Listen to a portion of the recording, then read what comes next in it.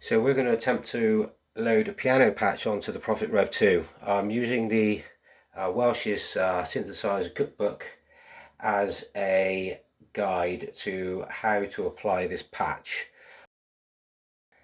I'm literally a beginner at this. Start with oscillator 1, we're going to set a frequency of C3. It's a sawtooth waveform, which is set by default on the Rev2. It requires a 75% mix. Given that this is at 100% for both oscillator 1 and 2, we're just going to dial out oscillator 1 by approximately 25%. So looking at this as a scale, oscillator 2 will be still at 100%, whilst oscillator 1 will be attenuated by approximately 25%. So it's 75% for oscillator 1 and 100% for oscillator 2. That's probably about the best way of translating it on a synthesizer that doesn't have individual gain controls for each oscillator. Instead it's got a mix knob. Oscillator 2 is a pulse width. It is set to 15% modulation, or pulse width duration, 15%. And it is tuned to a 1 complete octave above oscillator 1, which will be in this case C4. There's a couple of semitones there as well, so we can fine tune 2 semitones in.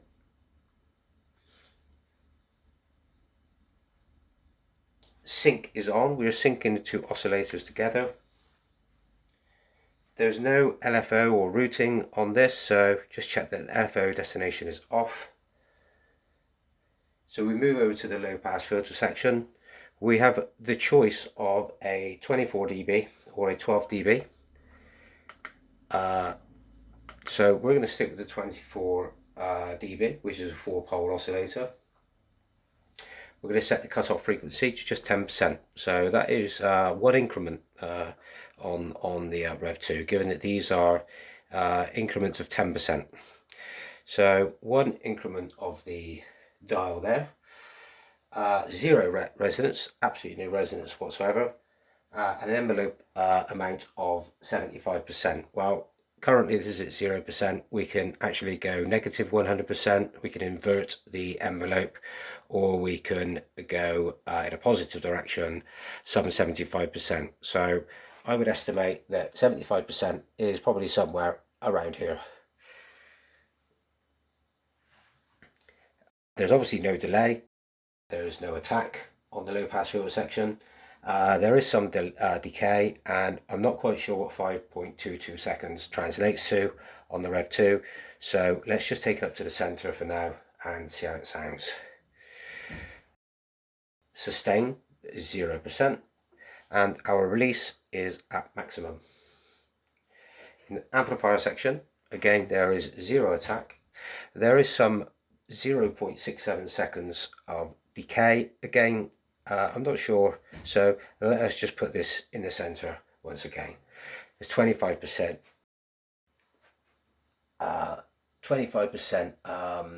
sustain here on the amplifier section. So again, we can go 10, 20, 25 approximately. Release is 0.5 seconds. Again, I'm not sure how that translates, so let's just pop it on the center and see how that sounds. So if I just hit the play, there's always some notes in the sequencer so you can effectively preview what's going on.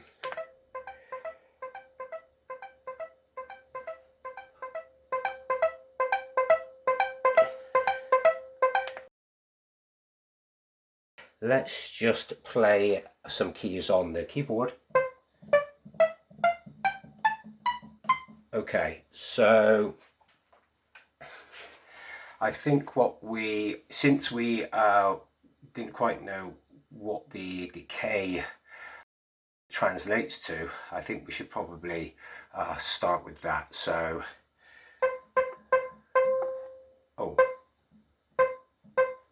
so I'll press and hold the key as opposed to press and release the key, so we can dial in the decay.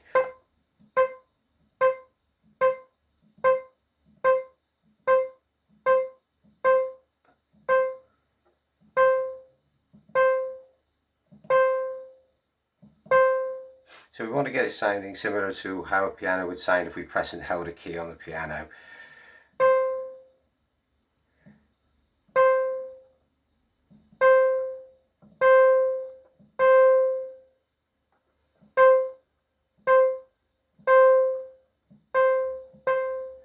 Since the decay in the amplifier stage appears to be a lot less than the decay in the low pass filter section, I'm inclined to increase decay here and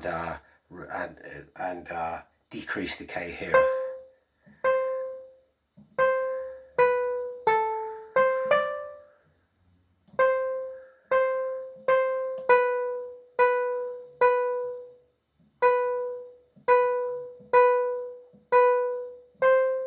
Okay, it's not too bad. Now if I just press the key and release it immediately, we could play around with the release. As you can see, I could put some quite heavy release on that.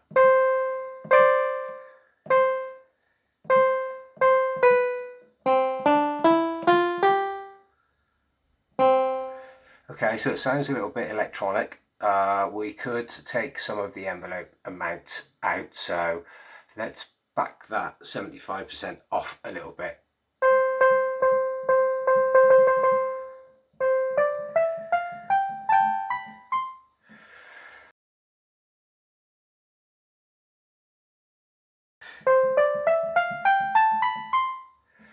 Okay, so let's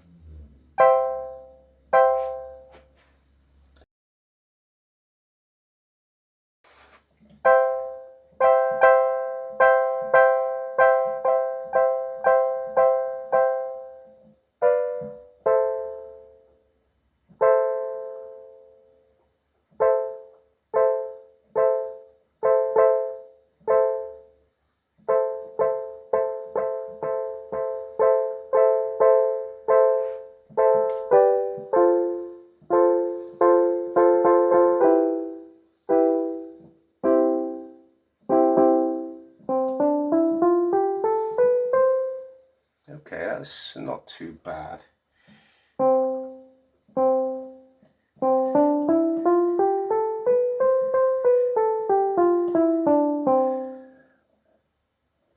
Okay.